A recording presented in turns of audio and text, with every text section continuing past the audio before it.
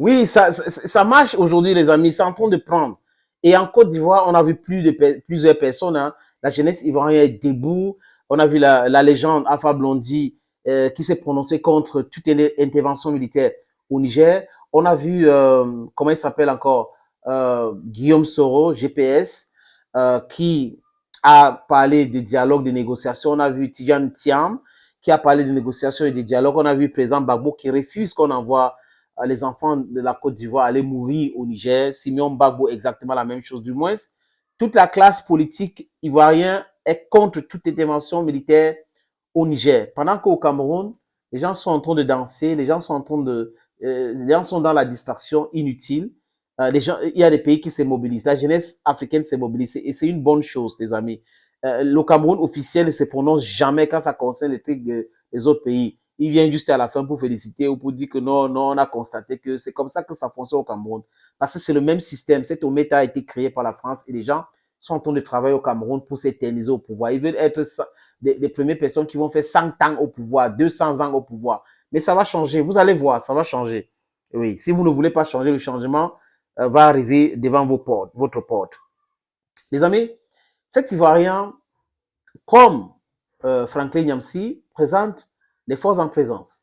Franklin Nyamsi avec brio avait présenté les forces en présence en parlant de l'armée sénégalaise qui est une armée qui a fait la MINUSMA au Mali et que c'était une armée de fête, de belles vies. Voilà.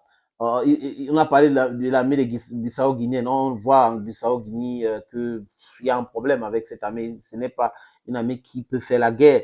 Au Ghana, exactement la même chose. Et je l'ai dit, l'armée nigérienne qui fait la guerre contre Boko Haram et les politiciens ne veulent pas qu'on en découte avec Boko Haram. C'est quelque chose de très politique, très complexe et ils le savent. Et je vais vous parler de ça dans une autre vidéo, les amis. Cette armée n'a pas pu régler le problème de Boko Haram. C'est le problème de l'armée nigérienne que cette armée va venir régler. Voilà les complexités de cette affaire.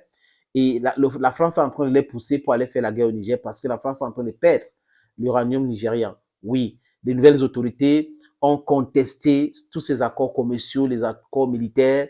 Et quand on conteste en langage diplomatique, c'est pour vous dire, nous ne voulons plus que vous travaillez chez nous. Allez chez vous. Et le peuple nigérien, à sa grande majorité, a dit à la France, stop. Si la France veut continuer à acheter l'uranium au Niger, la France doit acheter un litre à 140 000 ou 41 000.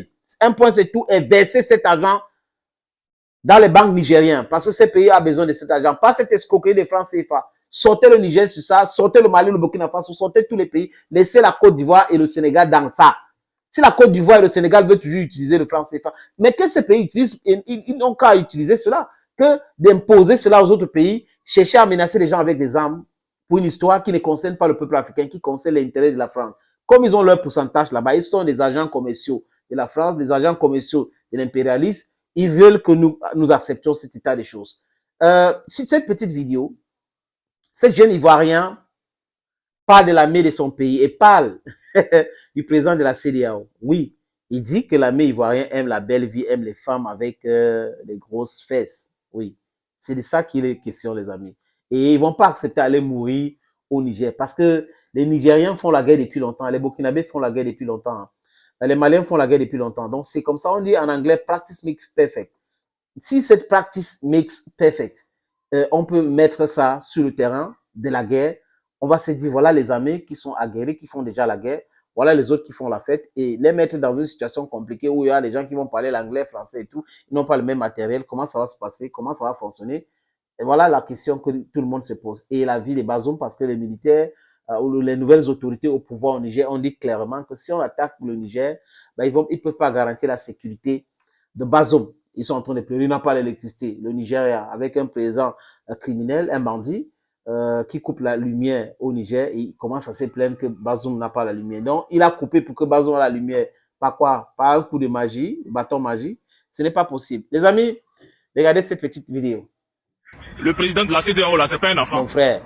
C'est pas un enfant. Quand il se lave, là, il ferme la porte. C'est pas un enfant. Il finit 3 boules d'attaquer. Il sait, quand on parle de Niger, il connaît. Voilà, faut même pas compter sur les Ivoiriens pour aller se battre. Parce que les Ivoiriens, là, déjà, eux, ils sont habitués à grosse fesse. Pas au fou, la bière. Voilà, c'est ça, nous, on joue. Pas la guerre. Quel Ivoirien va aller combattre au Niger sur plein soleil 45 degrés? Il n'y en a pas. Il n'y en a même pas, pour se battre. Les Ivoiriens vont jamais aller se battre au Niger. Ils vont jamais partir. Il fait chaud là-bas, les gars. Il fait chaud. Et puis les Nigériens, ils sont habitués au guiadisme.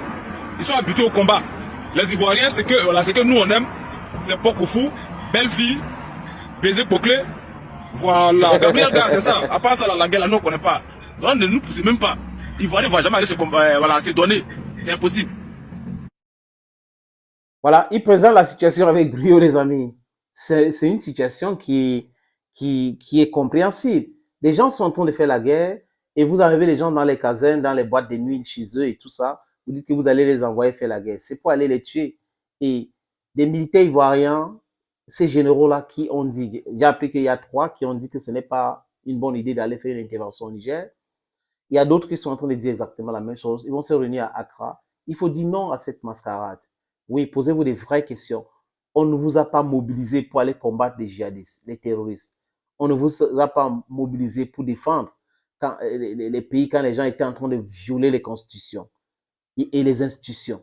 On ne vous a pas envoyé quand les gens étaient en train de tuer les civils qui manifestaient. Et on vous envoie aujourd'hui pour aller sauver un homme. Donc, ça dit que Bazoum est plus important pour eux que tous les Nigériens. Donc, on comprend que ces rebelles de Bazoum, ces traîtres de Bazoum, cet infidèle de Bazoum, cet agent commercial de Bazoum, cet criminel de Bazoum est plus important que tout le Niger. 26 millions de personnes. Non, respectez le Niger. Respectez l'Afrique. Chers amis, chers peuples africains, restons soudés et mobilisés pour dire non à cette intervention militaire qui se prépare au Niger. Les amis, nous sommes avec les Nigériens, nous sommes derrière le Niger. Nous voulons un Niger développé, un Niger qui s'assume, un Niger qui utilise, qui vend les minerais pour développer son pays, son uranium pour développer son pays. L'électricité, ils ont besoin de l'électricité, mais ils ont la matière première de l'électricité nucléaire, mais on torpille, on spolie, on impose, on brutalise le peuple. Enough is enough. Thank you for watching, dear friends. À très bientôt.